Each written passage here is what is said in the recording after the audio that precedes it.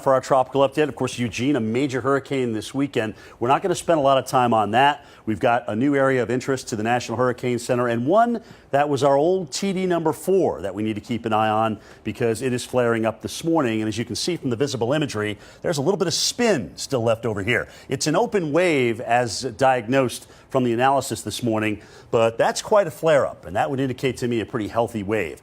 The thing is, we're going to see it move into an area of less wind shear. It's the wind shear right now that's actually keeping this tops away from any potential center and through here. There it is, upper low, wind shear over the top of the wave. Look at what's happening here, though.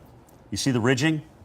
Yeah, that's where it's moving into. So that's why we have to keep an eye on this as it heads towards Florida. The models have been pretty persistent on bringing the moisture in, and you can see that right here with the orange and yellow. So this will be Wednesday night and probably Thursday. And then whatever this is, open wave or not, the moisture keeps heading up toward the Gulf Coast, unfortunately just in time for your weekend. So if you're going into the beaches, if you're going to New Orleans this weekend, certainly anticipate an increased chance in showers and potentially something more than that. We'll just have to watch and wait and see what happens. So there's the increase in moisture for Thursday. For Florida, Friday starts showing up potentially on the Gulf Coast, but I think that's really going to be on Saturday. Now, the area here, this wave, which is south of the Cabo Verde Islands, is given a 20% chance over the next 5 days by the National Hurricane Center. And what's really interesting is if you look at the beginning part of this, that's 0% probability of development. It's afterward where the chances get higher. That 20% comes in. And watch out as this gets toward the islands, probably on Friday.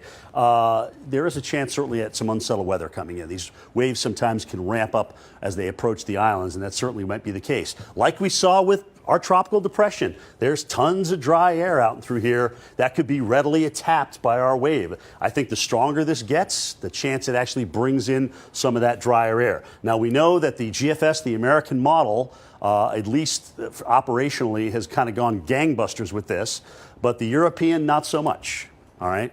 And the European has the better track record in the longer range, so until that jumps on board, until there's some kind of consensus, we're not going to get too excited about it. But let's watch that wave, our old tropical depression, as it makes its way toward Florida for Thursday.